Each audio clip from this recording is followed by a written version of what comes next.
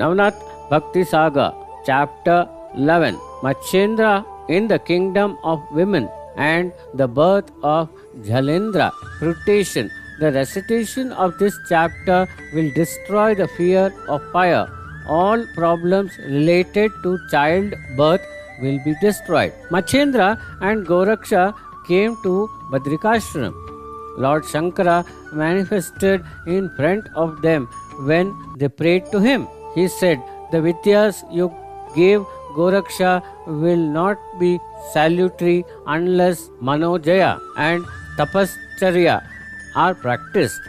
He should stay here and undertake intense practice of ascetism." Machendra asked Goraksha to stay there as told by Lord Shiva and left to make a pilgrimage. Lord Shankara started giving personal guidance to Goraksha in yoga sadhana.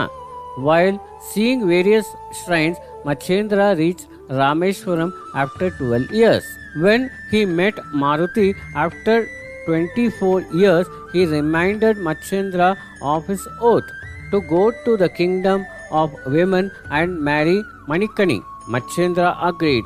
He stayed at Rameshwaram for 3 days and left along with Maruti for the kingdom of women situated ahead of the Vanga region. Manikani and other women welcomed Maruti and Machendra with a great respect and joy. They gave them excellent thrones to sit. They got Machendra introduced to themselves. Maruti said, "He is Machendra, the one I had said will come. He will complete your wish." Manikani fell for Machendranath instantly. She freed Maruti from her demand and returned to Rameshwar after staying there for 3 days. Machendra got married to Manikani. She gave him a splendid and happy life. In some time, Manikani at the right time delivered a baby boy. They named him Meenanath. It was the birth of a Parichara Vasu on earth. Manikani pampered him a lot. 3 years passed by happily. Meenanath grew extremely attached to Machendra. We will now leave Machendra here and will look into the life story of another Nath, Jalendranath. King Bhadraudar was ruling on the kingdom of Hastinapur. He was the 7th generation of Janamya. 2000 years of Kali Yuga had passed. The king commenced this Somayaga. Brahmins and masters of the Vedas were called from various regions. This solemnization went for an year. God Agni was contented. Along the Navanarayan, Antariksha Yoga took birth in the Agni from the altar. While removing the ash from the altar, an illuminated good-looking child was found in a surprise state. The Brahmin gave the child to the king. The king and the queen Sulochana got very happy. The queen said, "He is my second son." Her first son was Meenaknath. They called this child Jalendra, and everyone admired him as he was the younger brother of the prince. Jalendra started growing up. The king did his munja promptly. He also educated him, but when the king thought of getting him married, Jalendra was unaware of the concept of marriage. He asked the queen whether she told him was not enough for him to understand the concept.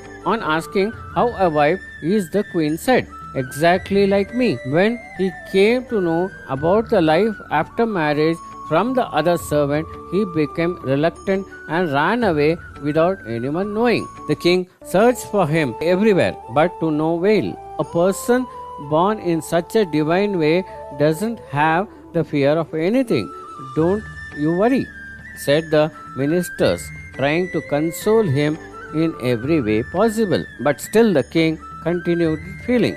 Jalendra, on the other hand, reached a dense forest. He was tired and also resting in a valley with dense trees. A blaze of fire spread across the valley. All the animals started running around. The burnt trees fell down and even many animals died. There was also smoke in the sky. Jalendra was surrounded by burning trees. But when the god Agni reached him, he recognized, "Here's my son.